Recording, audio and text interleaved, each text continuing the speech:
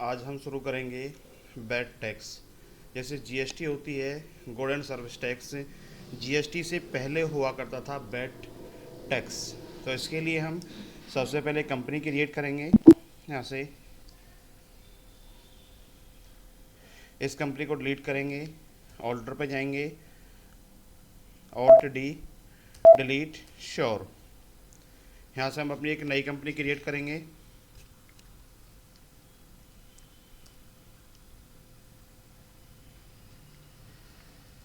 Rama private limited,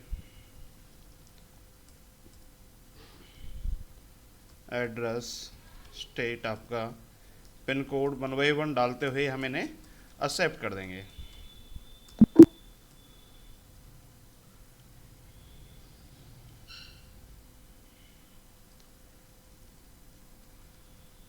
इसके अंदर से हमें जीएसटी को नो करना होगा। जब भी हम वैट पर वर्क करेंगे, वैल्यू एडेड टैक्स पर आपका तो जीएसटी को नो करना होगा। यहाँ से वैट टैक्स यस करना है आपको। आपका स्टेट कौन सा है? हरियाणा है। टिन नंबर जैसे जीएसटी नंबर होता है उसी की तरह टिन नंबर होता है आपका, डालते हुए एक्सेप्ट कर देना है। एक्सेप्ट। यहाँ से क्रिएट करेंगे लेजर। जिस कंपनी से हम वस्तु परचेज कर रहे हैं, जैसे Ram private limited is Sandy creditor,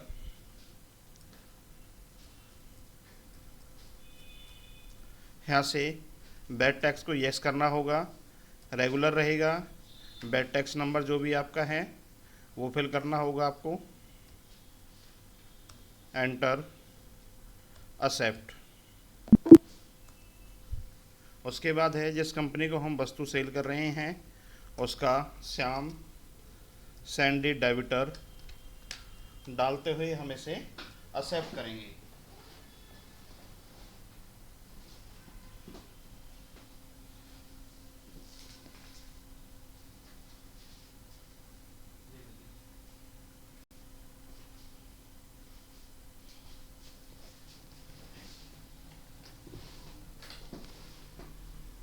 डालते हुए एक्सेप्ट किया। इसी तरीके से यहाँ से भी बैट हम यस कर लेंगे, रेगुलर रहेगा। बैट टैक्स नंबर आपका जो भी है एक्सेप्ट। इसके बाद सेल्स, अंडर सेल्स अकाउंट, इसमें भी बैट टैक्स यस करना है। यहाँ से ट्रांजैक्शन इन्फॉर्मेशंस, जो भी आप माल सेल परचेज कर रहे हो उसके बारे में आपको डालना होगा। यहाँ से तो हम यहाँ से कुछ नहीं डाल रहे हैं, ये आप डाल सकते हो सेल्स टैक्सेबल। यहाँ से तो सेल्स के अंदर सेल्स टैक्सेबल डालेंगे। यहाँ से हमारा क्या था, रेट ऑफ इंटरेस्ट 12.5 जो भी आपका लगता है डालते हुए एक्सेप्ट कर देंगे। Purchase, under purchase account,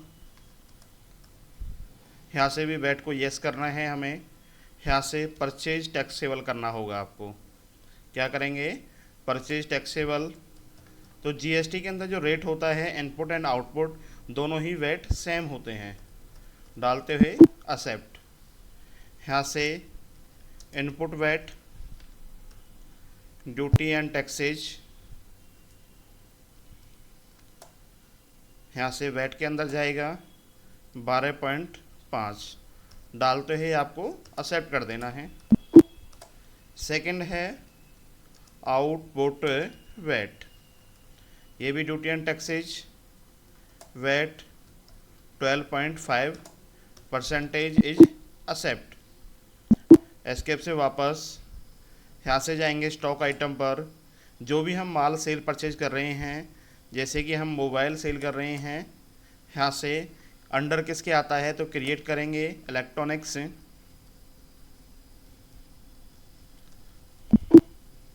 and unit हमारा जो माल है तो मैन्युअली हमारा जब मोबाइल्स होते हैं वो पीस के अंदर काउंट होते हैं, तो यहाँ से पीस डालते हुए एक्सेप्ट करना है।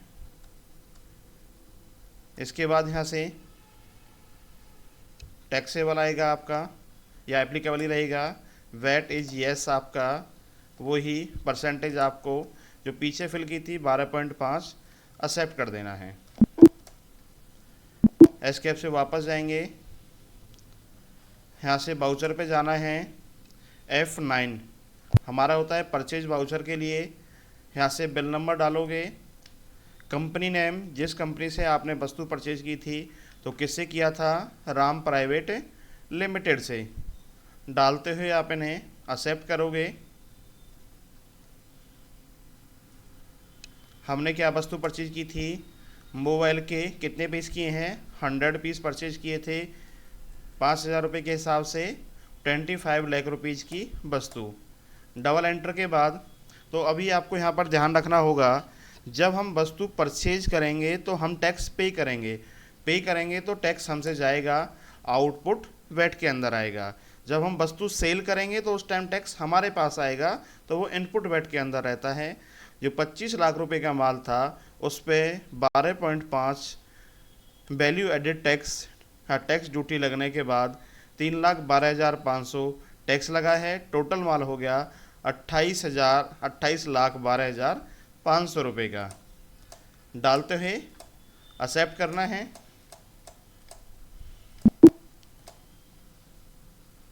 F8 सेल्स वाउचर होता है। सेल करने के लिए हमने वस्तु किसे सेल की है, श्याम को की है, तो पार्टी नेम में आपको श्याम फिल करना होगा। यहाँ से आपने मोबाइल के 450 पीस आपने सेल किए हैं 7,200 रुपये के हिसाब से। टोटल माल 32,40,000 रुपये का। जब आप वस्तु सेल करोगे तो टैक्स आपके पास आ रहा है, तो ये रहेगा इनपुट वैट, जिसके ऊपर 4,05,000 रुपये का टैक्स लग जाता है। टोटल माल हो गया 36,45,000 रुपये का। डालते हुए आपको इसे एक्सेप्ट करना है। इसके बाद हम पेमेंट करेंगे F5 के द्वारा। अकाउंट कैश में हमने किससे वस्तु परचेज की थी, राम प्राइवेट लिमिटेड से, टोटल 28,12,500 रुपये का। इसे ऑन अकाउंट करना होगा एंड एक्सेप्ट। F6 होता है रिसीव के लिए। यहाँ से हमने किसे वस्तु सेल की थी, श्याम को। कस्टमर कौन था, श्याम, जिसे हमने 36,45,000 रुपये की वस्तु ऑन अकाउंट सेल की है। डालते हुए आप इसे एक्सेप्ट करोगे। एस्केप से वापस नीचे हम चेक करेंगे बैलेंस शीट के अंदर, तो यहाँ से आपकी बैलेंस शीट हो जाती है। बैलेंस शीट में हमेशा ही आपको ध्यान रखना होगा, जो हमारा टोटल है both side liabilities and asset दोनों ही मैच होने चाहिए, तो ही आपकी एंट्री ठीक है, अदरवाइज गलत है। नीचे प्रॉफिट एंड लॉस, तो ये कह रहा है कि हमने जो वस्तु परचेज की थी, परचेज में था 25 लाख रुपए का हमने वस्तु परचेज की है, जिसमें से सेल की है 32,40,000 रुपये की। क्लोजिंग में अभी आपके पास माल अवेलेबल है 2,50,000 का। इस हिसाब से 34,90,000 रुपये हो गए आपके। 9,90,000 रुपये का अभी तक नेट प्रॉफिट आपके पास अवेलेबल है। तो देखो, जैसे कि हम यहाँ पर देख रहे थे प्रॉफिट एंड लॉस के अंदर, प्रॉफिट एंड लॉस में केवल हमें जो अमाउंट शो हो रहा है वो हमारा प्रिंसिपल अमाउंट शो हो रहा है। कौन सा है, प्रिंसिपल अमाउंट शो हो रहा है, ना कि टैक्स वाला, क्योंकि टैक्स को हम क्या करते हैं, गवर्नमेंट के खाते में जाता है, तो वो हमें शो नहीं करेगा। कौन सा शो करेगा, केवल प्रिंसिपल अमाउंट आपको। एस्केप से वापस जाएंगे, स्टॉक समरी के अंदर चेक करेंगे क्या हमारे पास, हाँ 50 पीस अवेलेबल हैं, 2,50,000 रुपये का माल अवेलेबल है। डिस्प्ले मोर रिपोर्ट्स, डे बुक, यहाँ से ऑल्ट F1। अब यहाँ से जिसका भी हमें बिल निकालना होगा, जैसे कि हम बिल निकालते हैं श्याम का, ओपन करेंगे Ctrl+P एंड I।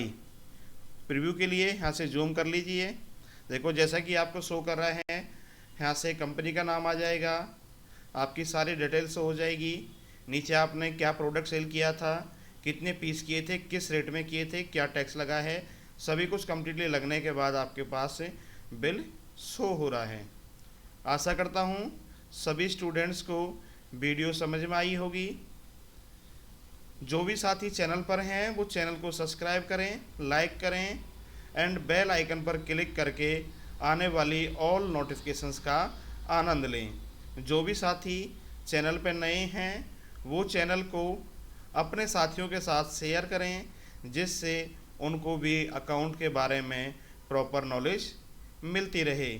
और जो साथी चैनल पर पुराने हैं वो सभी साथी या स्टूडेंट अपनी आने वाली हर वीडियो को लाइक करें एंड अपने फ्रेंड्स के पास शेयर करें।